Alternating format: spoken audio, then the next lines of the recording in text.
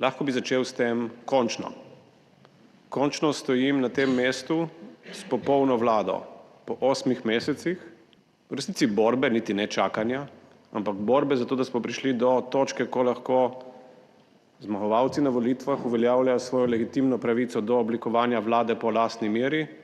Danes lahko s ponosom rečemo, da ne glede na to, koliko si opozicijske sile trudijo onemogočati temu, da bi vlada zafunkcionirala, bomo danes lahko končno potrjevali vlado v polni sestavi.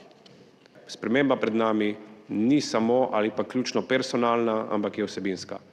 In zato so današnji predlogi, čeprav imamo 9 kadrovskih imen, kadrovskih rešitev, v resnici v predlog v smeri preobrazbe vlade z namenom doseganja in novih, če hočete, strateških prebojev in pa odgovarjanja na strateške izzive današnjega časa. Hvala lepa.